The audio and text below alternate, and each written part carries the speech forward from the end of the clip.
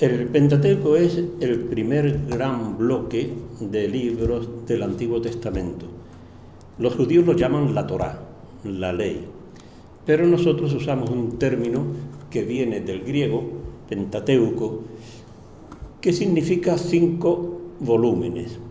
Exactamente significa 5 estuches. Teujos es el estuche en el que se guardaba un rollo de pergamino. Y como eran 5 estuches, pues de ahí vino ya el término este del libro en 5 estuches, el Pentateuco, el término griego, que luego pasó al latín y ha pasado a todas nuestras lenguas. Pero los judíos lo llaman la Torá porque destacan sobre todo el aspecto ese de enseñanza, de ley, que tienen estos libros.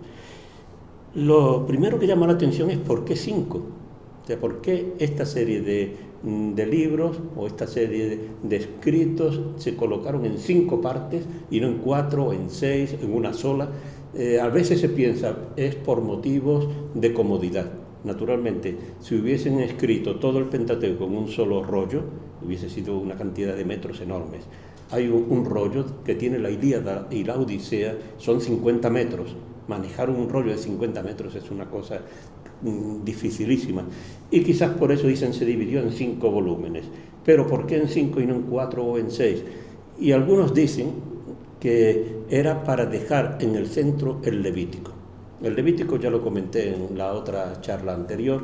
Nosotros los cristianos no le damos excesiva importancia y sin embargo para un judío es el libro fundamental. Habla del culto a Dios, de la organización del culto, de cómo se realizan los sacrificios, etc. Y entonces el Pentateuco se habría organizado en 5 volúmenes para dejar en el puesto central el libro del Levítico, porque los 5 libros, los recuerdo, son Génesis, Éxodo, Levítico, Números y Deuteronomio. ¿Cuál es el contenido de esa obra? A primera vista es muy sencillo. Empieza con la creación del universo, en el capítulo 1 del Génesis, y termina en Deuteronomio 34 con la muerte de Moisés. Es decir, sería un gran esbozo histórico desde el origen del universo y de la humanidad hasta la muerte de Moisés. Ahora bien, el Pentateuco no es solo narrativo, no es solamente una obra histórica, entre comillas, que cuenta lo ocurrido, sino que también tiene unos elementos fundamentales que son las leyes. Todos los códigos del antiguo Israel están en el Pentateuco, como ahora iré indicando. Y por consiguiente tenemos ya 2 elementos esenciales, el elemento narrativo y el elemento de legislación. Aparte de eso hay también bastantes poesías. No es que sea abundantísimo, pero hay poemas, las bendiciones de Jacob, las bendiciones de Moisés, el cántico de Moisés, y hay también muchas listas genealógicas, cosa que entre nosotros también se ha perdido. Un niño normal le preguntan cuál es el nombre de su padre y de su abuelo, lo sabe. Si le preguntan el nombre del bisabuelo, ya seguro que no duda, y el tatarabuelo ni soñarlo. Y sin embargo, en el antiguo Israel era fundamental conocer la genealogía y remontarse a veces a muchas generaciones anteriores. Entonces, con todos esos elementos, lo que se presenta en el Pentateuco tiene la siguiente estructura o las siguientes partes. Comienza con los orígenes, 11 capítulos del Génesis, los orígenes del universo y de la humanidad. Y estos capítulos, que crean tantos problemas y luego los trataré al final, sin embargo son muy interesantes, porque en el fondo el Pentateuco va a ser una historia de salvación, pero para que sea una historia de salvación hay que comenzar hablando de una época en que no hay salvación o en que la salvación está muy limitada. Y entonces los orígenes lo que cuentan es cómo todo empieza en una situación paradisíaca, maravillosa, pero inmediatamente se van produciendo una serie de rupturas. La primera ruptura es la de la pareja humana, Adán y Eva, con Dios, que al mismo tiempo supone una ruptura entre los esposos, porque Adán le echa la culpa a Eva le echa la culpa a la serpiente, y entonces ya esa unión entre Adán y Eva ya se rompe.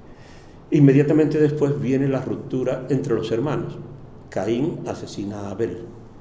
Más adelante vendrá la ruptura entre padres e hijos, cuando Cam se burle de su padre Noé y Noé maldiga a su hijo Cam.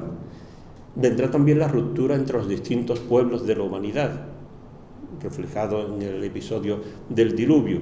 Entonces, el relato de los orígenes no es simplemente una historia o una serie de historias más o menos creíbles, luego volveré sobre esta cuestión, sino lo que intenta presentar es cómo la humanidad se va deteriorando progresivamente y hace falta que Dios intervenga para salvarla. Y la salvación de la humanidad va a tener lugar con la vocación de Abraham. Ahí entramos ya en la segunda parte fundamental del libro del Génesis, que son las historias patriarcales. Los tres patriarcas son Abraham, Isaac, Jacob, y luego ya el hijo de Jacob, José, tiene un gran protagonismo. De estos tres patriarcas, el que va a tener gran importancia va a ser Abraham, al que llamaba San Pablo nuestro padre en la fe, y luego también Jacob. En cambio, Isaac va a ser un patriarca, diríamos, de tránsito entre las tradiciones de Abraham y las tradiciones de Jacob. Las tradiciones de Abraham son muy interesantes, son unas tradiciones más que históricas, teológicas. Y ahí lo que se pretende inculcar es cómo la promesa de Dios es una promesa que se cumple de forma muy dramática. No es que Dios promete algo e inmediatamente se cumple, sino que Dios promete algo y terminará cumpliéndose, pero a través de una serie de circunstancias muy conflictivas y muy dramáticas. Dios le hace a Abraham dos grandes promesas, que son las promesas ideales para un seminómada como era Abraham. La promesa de una descendencia numerosa. Hay que recordar que según la tradición bíblica, Abraham y Sara no tienen hijos. Entonces le promete una descendencia numerosa como las estrellas del cielo y como la arena de la playa. Y luego le promete también una cosa que un seminómada desea mucho, es una tierra. Le promete la tierra de Canaán, que será para ellos.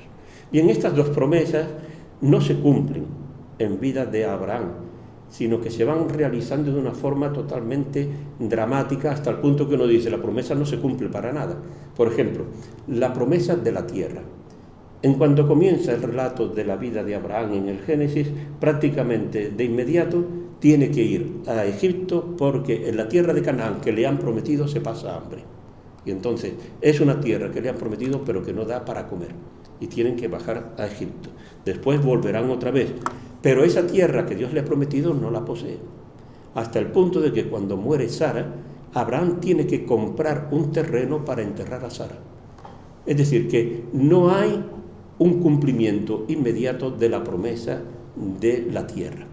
Y tampoco se cumple inmediatamente la promesa de la descendencia. La descendencia numerosa sigue sin realizarse y entonces, a través de una esclava de Agar, consigue tener a un hijo, a Ismael, pero ese hijo no es el hijo, diríamos, prometido, el ideal. El hijo ideal será Isaac y costará muchísimo trabajo que finalmente Abraham y Sara tengan ese hijo. Pero un hijo no es una descendencia numerosa como las estrellas del cielo. Es decir, que toda la historia de Abraham no es una historia, una biografía como podría ser una biografía de Mussolini o de cualquier otro personaje histórico actual o pongamos de un santo, no, sino que es una historia más bien teológica, donde intenta inculcar cómo los orígenes del pueblo de Israel surgen de un personaje que confía en Dios. San Pablo siempre alabó la fe de Abraham, confía en Dios, tiene una enorme fe, aunque parece que todos los argumentos están en contra de esa fe. En ese sentido sigue siendo un gran ejemplo para los judíos y para nosotros. Después de la historia de Abraham viene ese tránsito de Isaac, que tiene dos hijos, Jacob y Esaú, y se pasa a la tradición de Jacob. La tradición de Jacob es una tradición muy interesante, porque aunque San Pablo llamaba a Abraham nuestro padre en la fe, y es verdad, nuestro padre en la carne, por hablar de alguna manera, sería más bien Jacob. El nombre de Israel es Jacob. Jacob e Israel son el mismo personaje. Y entonces los israelitas siempre invocan a Jacob como su antepasado, no como a Abraham. Abraham sería eso, el patriarca en la fe. pero humanamente es Jacob. Y Jacob es un personaje que deja mucho que desear. Jacob empieza sus andanzas, en primer lugar, con un egoísmo terrible con respecto a su hermano. Esa historia tan famosa del plato de lentejas, que llega Esaú del campo agotado y ve que Jacob se ha preparado un guiso espléndido, le pide algo y le dice, sí, te doy, pero a condición de que me vendas la primogenitura. O sea que es de un egoísmo brutal ese personaje. Pero la historia siguiente es peor todavía, porque ya le ha robado a Esaú la primogenitura y ahora le va a robar la bendición del padre de Isaac en el momento de la muerte. Eso con la complicidad de su madre, todo eso está tramado de una forma que engañan al padre de forma escandalosa, invocando a Dios, mintiendo continuamente. Por consiguiente, Jacob no es un personaje ideal. Nosotros cuando queremos hablar de nuestros antepasados, pensamos en nuestros grandes héroes, etc., y siempre queremos idealizarlo. Los judíos no han idealizado a Jacob. Jacob es un personaje con muchísimos fallos, muchísimos defectos, pero es el antepasado del pueblo de Israel. Con la historia de José, uno de los hijos de Jacob, llegamos o nos trasladamos a Egipto. Un detalle también interesante, la tierra en la que viven los patriarcas de nuevo deja de dar fruto y entonces toda la familia de Jacob tiene que trasladarse a Egipto, donde está ya José, que ha sido vendido por sus hermanos. Y allí se establecen y la situación está bien hasta que cambia por completo porque sube al trono un nuevo faraón que ya no conoce a José, que no ha tenido relación con Jacob y con sus hijos, y entonces ese nuevo faraón, por miedo a que los israelitas crezcan muchísimo y se apoderen del país, decide esclavizarlos. Ahí comienza el libro del Éxodo, el segundo libro del Pentateuco, con esa historia de opresión y de liberación. Algo muy conocido, solo recuerdo algún detalle, por ejemplo, el hecho, ¿por qué Dios elige a Moisés?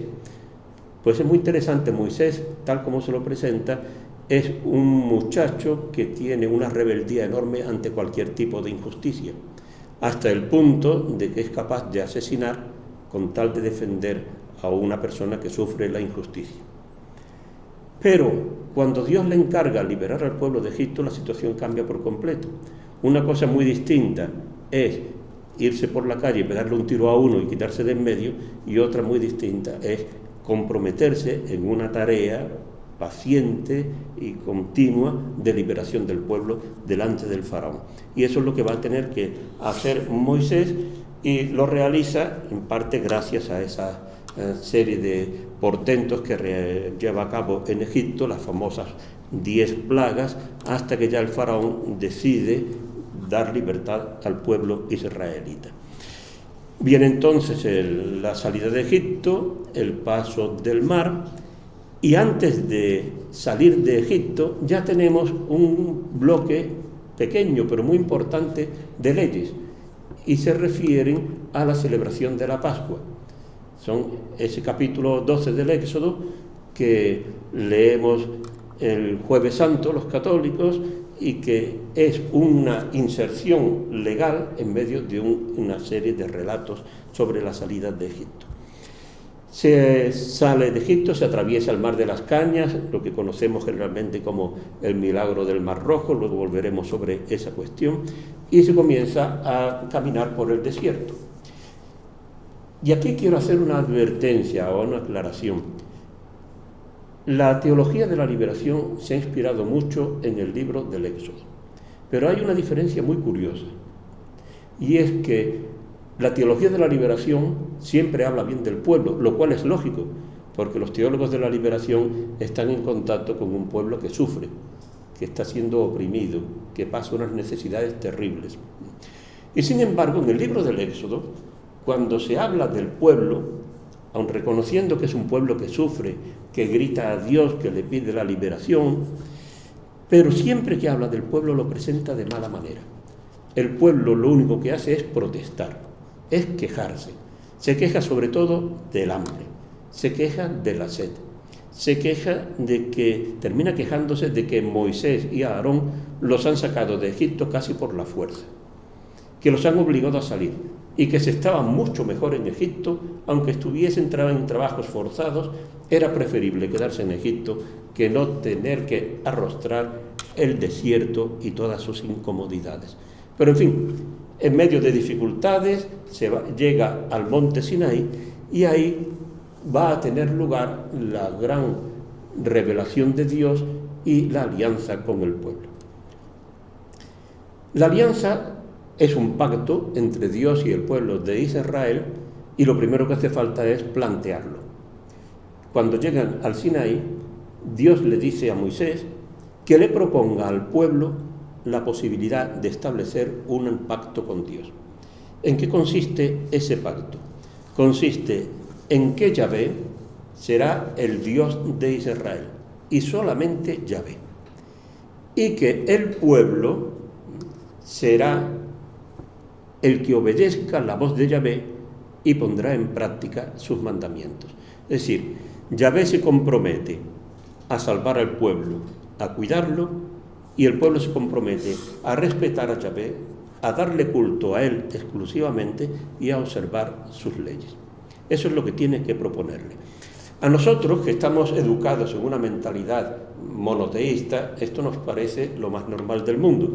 Sin embargo, en el mundo antiguo, lo habitual y lo bueno, entre comillas, era ser politeísta. Cuanto más dioses tenía un individuo o un pueblo, mejor. Generalmente los pueblos tenían un dios principal, pero luego había también otros muchos dioses.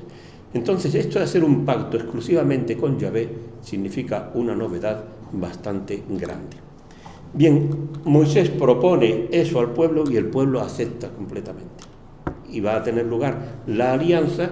¿Y qué normas son las que tiene que observar el pueblo? Inmediatamente viene el decálogo. Pero el decálogo, como es lógico, no basta. ¿Por qué? Porque a una persona le dicen no matarás y está muy bien, pero resulta que un día está en el campo, está trabajando con un hacha, talando un árbol, etc. Se suelta el hierro del hacha, mata al que tiene al lado, entonces ¿qué pasa? Ha cometido un asesinato. ¿Es eso lo mismo que otro que viene y te mata a conciencia, intencionadamente? Entonces, el decálogo necesita una serie de complementos, de aclaraciones elementales. E inmediatamente después del decálogo encontramos lo que se llama el libro de la alianza. Son pocos capítulos del libro del Éxodo, 3 capítulos prácticamente, donde se dan una serie de normas que aclaran, que complementan eso que se ha dicho allí. Y a veces normas curiosísimas y simpaticísimas, que uno no se imagina leyendo el decálogo. Por ejemplo, ¿qué se hace con un toro que acornea? Dice, bueno, pues mire usted, hoy diríamos pues que lo tengan cuidado sus dueños. Digo, sí, pero aquí hay muchos problemas, porque ¿qué pasa si resulta que el toro que acornea mata a una persona? Mata a un padre de familia, deja a la familia sin poder sustentarse. ¿Qué ocurre si mata a un niño? ¿Es lo mismo matar a un niño que matar a una persona adulta? O si mata a un esclavo o a una esclava, o si mata a otro toro. Parecen tonterías. Todo eso está contemplado en el libro de la alianza, allí en el monte Sinaí, porque son normas que hace falta. Probablemente ese código de la alianza es el más antiguo de todos los códigos de Israel. Bien. Inmediatamente después se sella la alianza entre Dios y el pueblo. No basta firmar un contrato, como diríamos nosotros, estampar una firma entre Dios y el pueblo, sino que ese contrato se sella con sangre de las víctimas. Y hay una ceremonia, en el monte suben Moisés y los ancianos y Josué, y allí va a tener lugar una comida sagrada que sella el pacto entre Dios y el hombre y el pueblo, y también otra ceremonia paralela en la que se matan unos animales y la sangre se derrama en parte sobre el pueblo y en parte sobre el altar, con lo cual es ese símbolo de la unión entre Dios y el pueblo.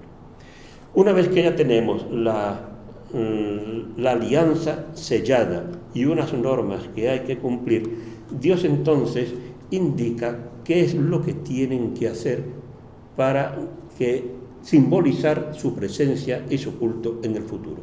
Y va a ser todo el tema de la construcción del Arca de la Alianza, de la tienda del encuentro, de todos los objetos de culto, etcétera, etcétera, que es una anticipación de lo que ocurrirá en el Templo de Jerusalén. Hay una serie de indicaciones muy minuciosas sobre toda esa cuestión que luego se lleva a la práctica. ¿Qué es lo que ocurre durante todo ese tiempo que está Moisés en lo alto de la montaña, que según el relato son 40 días y 40 noches? Lo que ocurre es que el pueblo, mientras tanto, piensa que Moisés ha muerto o que algo le ha ocurrido y que entonces están otra vez desamparados. Y le dicen a Aarón que les construya una imagen que simbolice a Dios, la presencia de Dios y la ayuda de Dios. En el Antiguo Oriente, el animal que simbolizaba a la divinidad, mejor en el contexto cananeo, era el toro. El toro por los cuernos, que nosotros le damos un sentido muy irónico y muy negativo, pero que los antiguos cananeos veían solamente el tema de la fuerza, del poder. Entonces el toro, con su fuerza, con su elegancia incluso, es un símbolo perfecto para la divinidad. Aunque no se identificaba al toro con la divinidad. Hay representaciones cananeas donde se ve el toro y encima está Baal, por ejemplo, el dios cananeo Baal. No es que fuese el dios y el toro se identificaban. Y entonces Aarón construye un becerro. Cuando baja Moisés con Josué del monte y ve lo que han hecho, inmediatamente estrella las tablas de la ley y piensa que aquello es una cosa terrible, destruye el becerro, manda matar a un montón de todos los culpables, etc. Y entonces empieza ya un tema que va a ser muy típico en las tradiciones del desierto, es la intercesión de Moisés. Cuando Dios quiere castigar al pueblo porque apenas sellado el pacto, ya lo está contraviniendo como una imagen sagrada, ¿no? O pagana. Y entonces Moisés interviene para que no lo castigue, etc. Bien, Dios termina perdonando, Moisés vuelve a subir a la montaña y allí otra vez Dios le da un decálogo. Este detalle es interesante porque en la Pentateuco vamos a encontrar 3 decálogos. El decálogo que se contiene en el libro del Éxodo, el decálogo paralelo que se contiene en Deuteronomio 5 y el decálogo del Deuteronomio 34, que es un decálogo de tipo cultural, no ético, sino cultural. Pero bueno, ya se realizan todas las obras que Dios le ha encargado a Moisés a propósito de la tienda del encuentro, el arca de la alianza, etcétera, etcétera, y ya una vez que se establece la tienda del encuentro en que Dios se encuentra con Moisés, en ese momento comienza el libro del Levítico. Este tema, vuelvo sobre él, es muy importante para tener en cuenta la relación de Dios con el pueblo. En su origen parece como que Dios, tal como lo presenta el relato, vive en el Sinaí y Dios vive en la montaña. Pero entonces Dios quiere acompañar a su pueblo durante la marcha por el desierto. Y para eso se construye el Arca de la Alianza. El Arca de la Alianza es un objeto pequeñito, de 75 centímetros de largo, es una cajita. Y entonces esa cajita simboliza la presencia de Dios, pero no es una cosa inmensa. Lo que ocurre es que esa cajita está guardada en una tienda, la tienda del encuentro. Cuando el pueblo se ponga en marcha, inmediatamente esa tienda del encuentro y esa caja van a simbolizar que Dios acompaña a su pueblo. Dios no se queda en el Sinaí, sino que Dios acompaña a su pueblo. Y al cabo del tiempo, cuando ya en el reinado de David, cuando se le construya un templo, mejor dicho, en el de Salomón, y se establezca en el templo la tienda del encuentro y el arca de la alianza, entonces es el Dios del Sinaí que termina morando en Jerusalén, en el templo de Jerusalén. Y esto hay que completarlo con el Nuevo Testamento, donde el templo de Dios, el nuevo templo de Dios, es Jesús. O sea que Dios se hace presente en Jesús y Jesús ya nos acompaña en toda nuestra vida.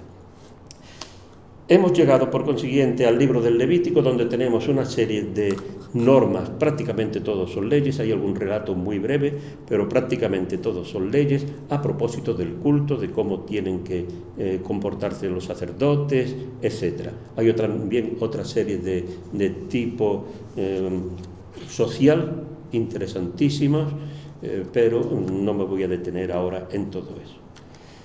Una vez que ya ha terminado la etapa del Sinaí, que es una etapa larguísima, nos ponemos en marcha otra vez hacia la tierra prometida. Y es desde el Sinaí hasta la estepa de Moab, que está al otro lado del Mar Muerto. ¿Qué es lo que ocurre en ese momento? Lo que ocurre es que Moisés y Aarón envían espías a la tierra de Canaán para conocer la tierra y ver qué tal es. Entonces llegan allí a la tierra, la recorren de norte a sur, traen incluso productos de la tierra. Un símbolo que utiliza ahora mismo el Estado de Israel en el Ministerio de Turismo, la Oficina de Turismo, es dos personas con una vara y unos racimos de uva enormes. Bueno, porque es que dice el libro de los Números que era una riqueza tan grande la de la tierra que venían llevando un racimo de uvas entre dos, y también granadas, etcétera, ¿no? Bien, entonces cuando estos espías vuelven al campamento e informan, todos dicen que aquella aventura es una cosa imposible, que los que viven en la tierra de Canaán son gigantes, que a ellos los miraban como si fuesen saltamontes, una cosa ridícula, que la tierra es muy fértil, pero que es una tierra que devora a los habitantes, y que por consiguiente que no se puede ir adelante. Solamente hay dos personajes que defienden que hay que ir, que Dios va a conceder la tierra, que son Josué y Caleb. Y los demás están todos en contra. Y entonces el pueblo hace caso a la inmensa mayoría y dicen que no. Es siempre la misma tónica de que el pueblo tiene miedo a la libertad y entonces prefiere volver a Egipto. Esa es la cuestión. Y dice, qué bien estábamos en Egipto cuando comíamos el ajo y la cebolla, etcétera, etcétera, ¿no? Y ahora, sin embargo, que estamos hartos ya de no ver más que el maná. El tema del maná es muy interesante porque hay dos versiones, una versión milagrosa y una versión muy profana, muy normal, y los israelitas están hartos de no comer más que maná. Y ahora, en una prueba más, dicen, si la tierra esa a la que vamos es una tierra de gigantes y una tierra que devora al que venga de fuera, pues más vale volvernos a Egipto. Bueno, hay una nueva matanza que es decretada por Dios, pero la decisión final es la siguiente. Esta gente que ha salido de Egipto y que está protestando, ni uno solo va a entrar en la tierra prometida. Solamente Josué y Caleb, los únicos dos. Todos los demás morirán en el desierto. ¿Cómo? Pues vagabundeando por ahí, por el desierto, durante 40 años. Se consideraba que la vida humana tenía un promedio de 40 años en aquel tiempo, entonces al cabo de 40 años habrían muerto todos los que salieron de Egipto, y los que van a entrar en la tierra prometida son los niños que han nacido en el desierto.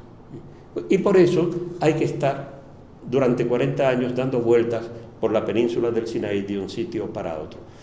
Ahí aparecen una serie de relatos que son muy interesantes, porque lo que hacen es plantear los problemas que tuvo más tarde el pueblo de Israel y proyectarlos en la época del desierto.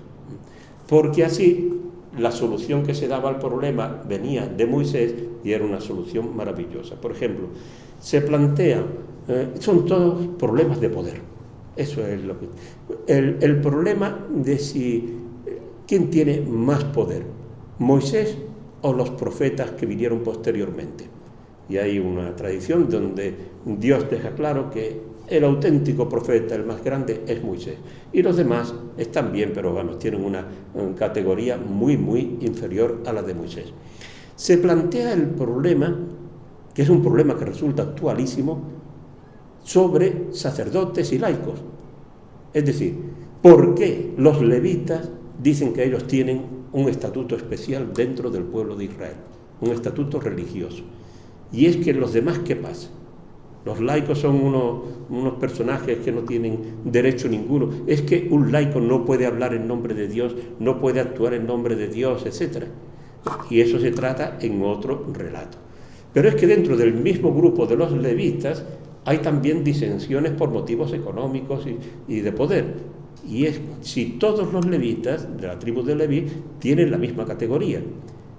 Y ahí es cuando va a quedar claro que no, que los descendientes de Aarón, los aaronitas, tienen un estatuto especial y tienen unos privilegios que son, en el fondo, privilegios de tipo económico. Todo esto se cuenta en la época del desierto, pero naturalmente no ocurrió entonces.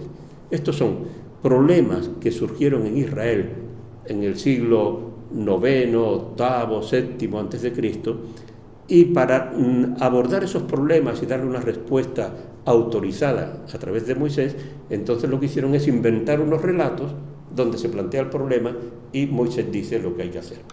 Con lo cual es toda una manipulación de la historia para poder resolver problemas candentes de aquella época. Y con eso pues se van pasando los años del desierto, esos 40 años, hasta que por fin llegamos a la estepa de Moab, lo que actualmente es Jordania.